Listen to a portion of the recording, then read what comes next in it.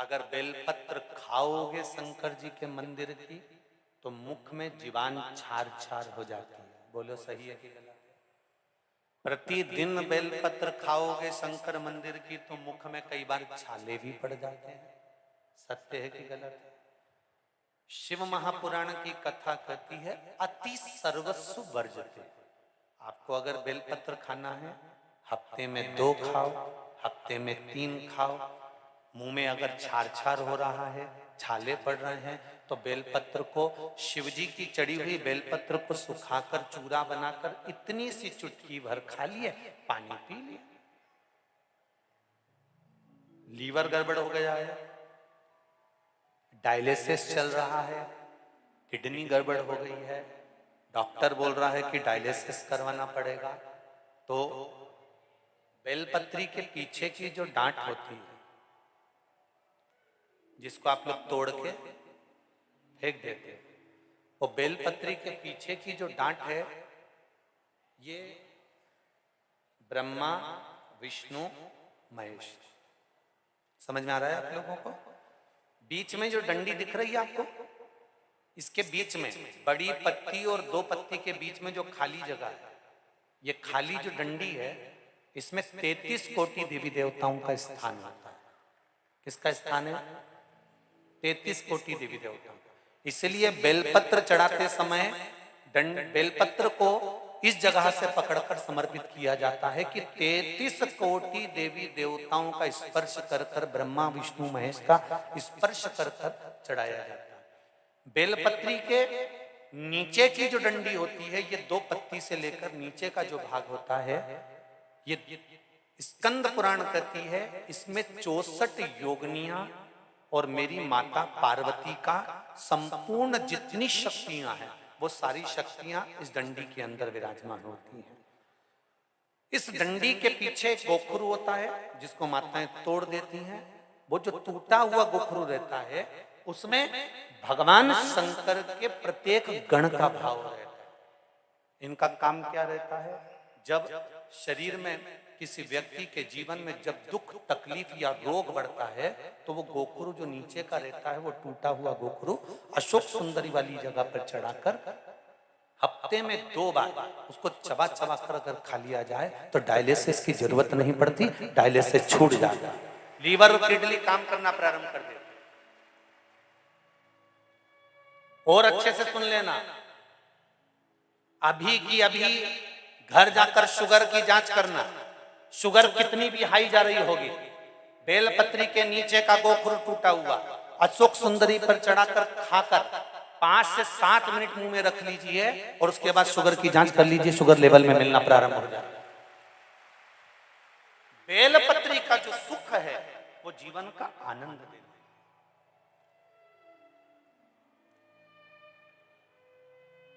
साधारण नहीं है बेलपत्र।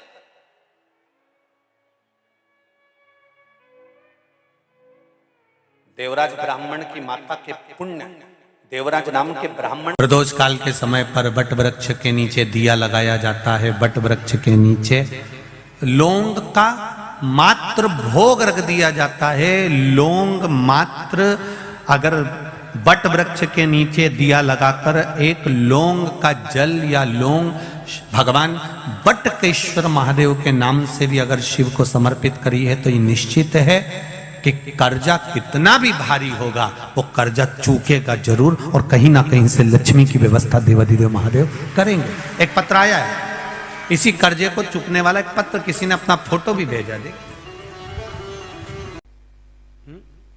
काशी में जो शिव जी की स्थापना कौन ने करी? काशी में जो शंकर भगवान बैठे उनकी स्थापना करी थी शनि महाराज। किसने करी थी? शनि महाराज ने। क्योंकि भगवान शनि महाराज को उनकी माता के द्वारा श्रापित हो गए और शनि महाराज कांपने लगे। शनि महाराज कांपते कांपते, मैं जाऊं तो जाऊं कहां, करूं तो करूं क्या? महाराज शनि महाराज दौड़े और दौड़कर भगवान भोलेनाथ के पास पहुंचे। हे शंकर, त्रिकालदर्शी, कैलाशी, अविनाशी, कृपा करिए बाबा भोलेनाथ, कृपा करो। क्योंकि दुनिया में 33 करोड़ देवी देवता हैं जिनको शनि लग सकता है, केवल एक, किसको छोड़कर? शिव को छोड़कर। राम जी को शनि लगा तो 14 वर्ष वनवास चले गए, कृष्ण को शनि लगा तो मथुरा छोड़कर द्वारका चले गए। शनि लगा, हनुमान जी को शनि लगा तो गुफा में बैठकर राम राम जपना पड़ा। शनि सबको लगता है, केवल शनि नहीं लगता तो एक मेरे महादेव को, मेरे भोले बाबा को नहीं लगता। शंकर के पास में शनि आ गए, शनि ने आकर कहा भोलेनाथ कृपा करिए बाबा, मैं बड़ा कष्ट में हूं, मैं करूं क्या? बाबा भोलेनाथ ने कहा जा गंगा जी के तट पर काशी में जाकर एक शिवलिंग की स्थापना कर, उसकी आराधना कर और तेरा शरीर ठीक हो जाएगा, कष्ट नहीं भोगेगा। शनि महाराज ने काशी में जाकर शिव जी की स्थापना करी। आज भी नियम है, जिसको शनि लग जाता है एक काजल की डिब्बी ले लो और काजल की डिब्बी को 21 बार उतार कर उसको एकांत में जाकर, जंगल आदि में एकांत में किसी पेड़ के नीचे इतना सा खड्डा खोद कर उसमें काजल की डिब्बी को डाल दो और मिट्टी से पूर दो, उस व्यक्ति का शनि समाप्त हो जाता है। काशी विश्वनाथ का नाम लेकर काजल की डिब्बी को 21 बार उतार कर अगर काशी विश्वनाथ का नाम लेकर शनि वाले व्यक्ति को अगर पेड़ के नीचे दबा दे, शनि समाप्त, शनि उसको परेशान नहीं कर सकता। काशी कितनी मूलता, शिव साधारण नहीं है। जी हो, कभी कभी जब आपको ऐसा लगने लगे कि बहुत अकेली हूं,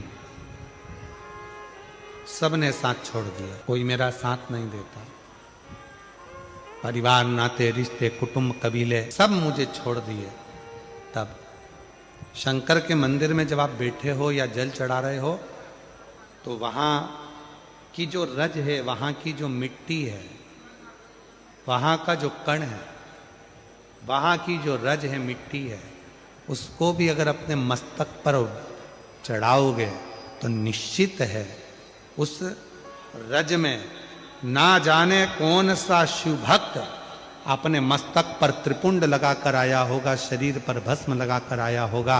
वो भस्म की कण जमीन पर गिरी होगी, वो कण जब हमारे शरीर पर लगेगी तो निश्चित है कि तुम्हारा दुख कटेगा जरूर, वो दुख समाप्त जरूर, दुख समाप्त।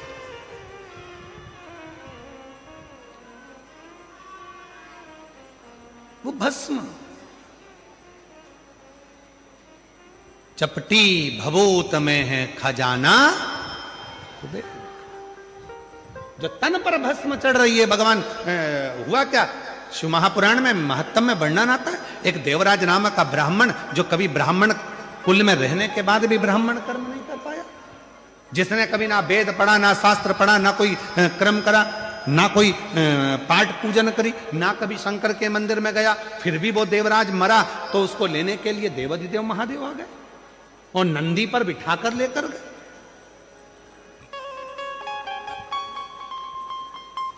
क्यों, किस लिए, क्या कारण था?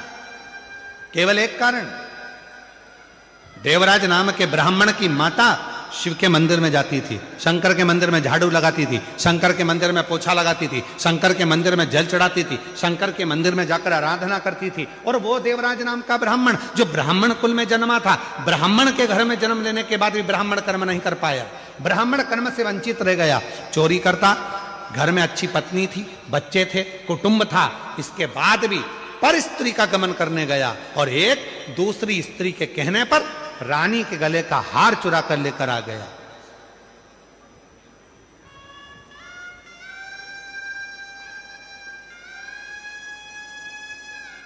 और वो हार जो रानी के गले का चुरा कर लाया, दूध पीछे पड़े, शरीर में ताप पड़ने लगा, बुखार आने लगा, कहां जाऊं? शंकर का एक टूटा सा मंदिर था, शिवालय था, उसमें जाकर छुप कर बैठ गया। दूत ढूंढते रहे, वो शिवालय में बैठा हुआ है और कांप रहा है और उसी शिवालय में शिव महापुराण की कथा चल रही थी।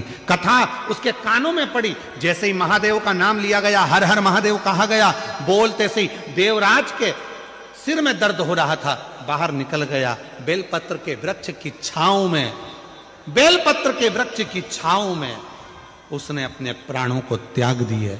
और जैसे ही प्राण त्यागे, मेरे वो घरदानी उसको नंदी पर बिठाकर ले जा रहे हैं। देवराज ने प्रश्न कर दिया कि मेरे जैसा पापी जिसने ना कभी भजन करा, ना संकीर्तन करा, ना कीर्तन करा, ना मंदिर में जल चढ़ाया, ना कभी मंदिर में दीप जलाया, ना कभी मंदिर में आराधना करी, ना मंदिर में कभी साधना करी, ना मैंने कोई मंत्र पढ़ा, ना वेद पढ़ा, ना शास्त्र पढ़ा, और मेरे जैसे पापी का उद्धार आपने कर दिया। ऐसा मैंने करा क्या? तब भगवान देवाधिदेव महादेव ने डमरू का नाद कर कर कहा, देवराज तूने कुछ नहीं करा, पर तेरी माता मंदिर जाती थी, जल चढ़ाती थी, और जब घर आती थी उसके शरीर में, उसके कपड़ों में, उसके शरीर में मंदिर की मिट्टी, मंदिर की रज, मंदिर का जल उसके शरीर में लग जाता था, और वो जब घर आती थी वो रज उसके घर में चारों तरफ फैल जाती थी। उस रज के छूने से तेरी बुद्धि सही हो गई, और तू चोरी का धन लेकर भी शंकर के मंदिर में चले गया, और वहां तेरा उद्धार हो गया। वो रज में इतनी महत्वता, वो रज में इतनी महत्वता, वो रज कोई साधारण है क्या? इधर का हमको नहीं मालूम गुजरात का, पर हमारे मध्य प्रदेश में एक नियम है। मिश्रा जी, उत्तर प्रदेश में भी नियम है।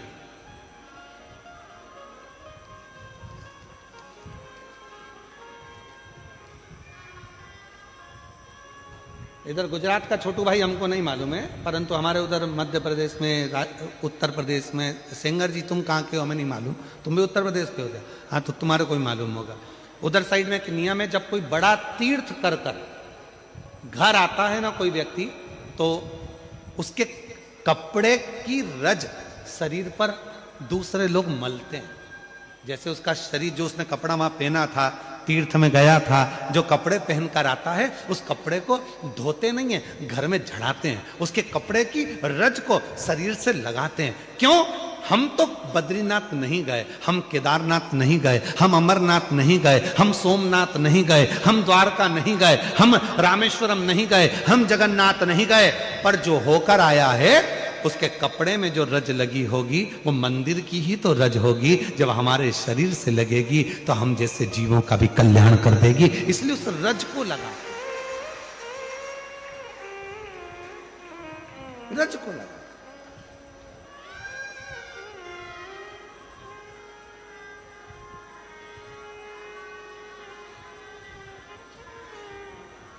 कोई बहुत बड़े, कोई गमी में गया, दुख में गया, हॉस्पिटल गया, तो उसके कपड़ों को धो दिया जाता। पर कोई तीर्थ गया, कोई भगवान की अविरल भक्ति करने गया, उसके कपड़ों को धोते नहीं, उसके कपड़ों को तो झड़ाते हैं।